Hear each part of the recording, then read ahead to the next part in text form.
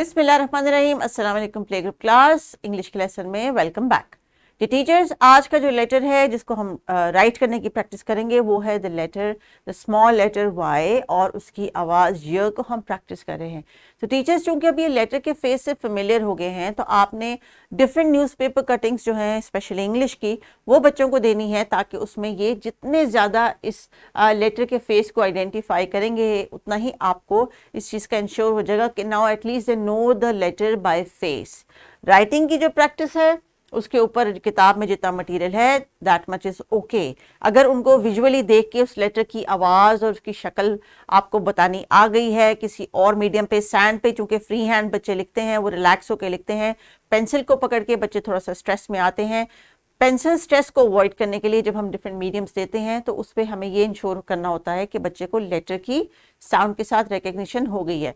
So let's start with the lesson. आज है lesson dear teachers completely writing based, लेकिन इससे पहले लेसन 1 एंड लेसन 2 में जो हमने वोकैबुलरी बिल्ड की है और बच्चों के साथ जो एक्टिविटीज़ की हैं उनका मकसद ये था कि जिस दिन हम इनको सिर्फ टूल के ऊपर फोकस करवाएं तो हमें इन्हें ये ना बताना पड़े कि ये आवाज़ ये है, इसकी वोकैबुलरी ये है, इसको ऐसे अदा करते हैं, ये देखने में ऐसे लगता है, not putting all of that data together. तो इस वजह से आज हम इस साउंड की राइटिंग करेंगे। बच्चों, हम जो पेंसिल पकड़ना सीखी है उसको अच्छे तरीके से पकड़ेंगे, राइटिंग करेंगे और आज के लेटर का फेस खुद बनाना सीखेंगे, वो भी डॉट्स की हेल्प से।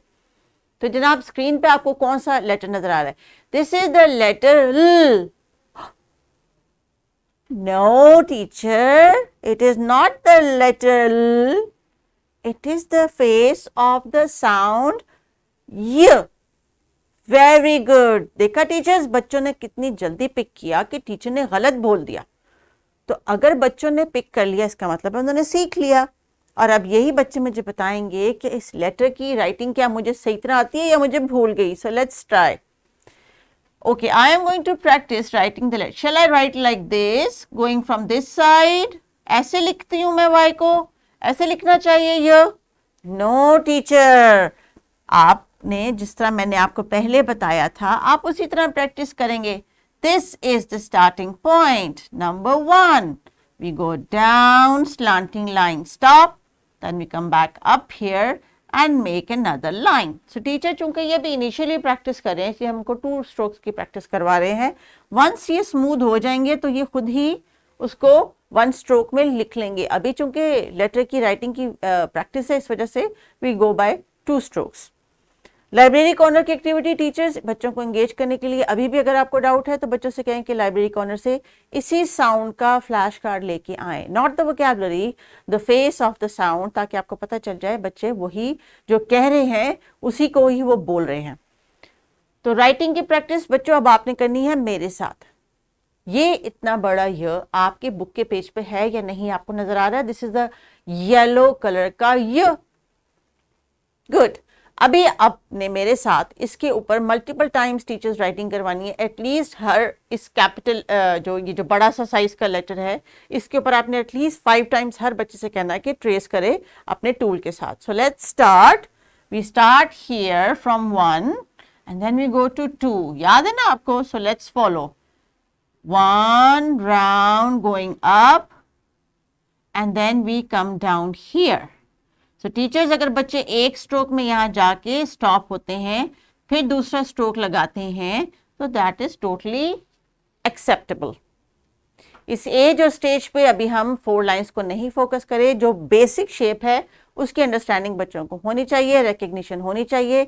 इसी रिकग्निशन को प्रैक्टिस करने के लिए I ask you to arrange bendable materials, जिसके लिए सबसे आसान है कि आप स्ट्रॉज रखें जिनको बच्चे बेंड करके उस अल्फ़ाबेट का फेस बना सकें। If you can arrange pipe cleaners और लिटिल वायर्स, वो भी आपके जो है रिसोर्स ठीक है। Just make sure that the material they are using is not harmful for their little fingers.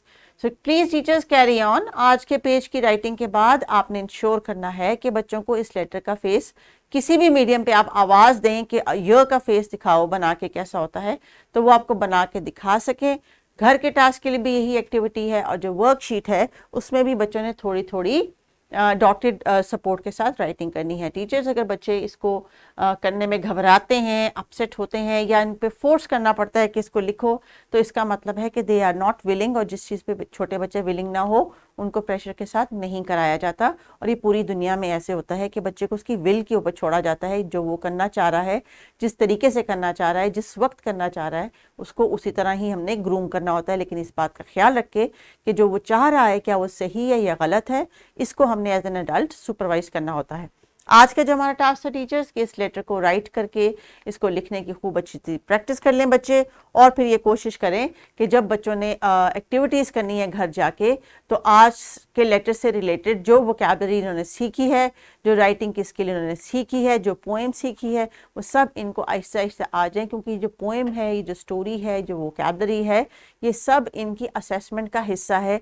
सिर्फ वाई लिखना ही टारगेट नहीं है, या य की साउंड जानना ही टारगेट नहीं है। य की साउंड से बनने वाले अल्फाज कम से कम जो किताब में दिए गए हैं वो, उनके साथ रिलेटेड कम से कम 2 से 3 जनरल नॉलेज की बातें इनको आनी चाहिए। So please carry on and make sure before you start the next letter and the next sound, बच्चे यहाँ तक तमाम साउंड्स को खूब अच्छे तरीके से पहचान गए हैं। टेक केयर, अल्लाह हाफिज।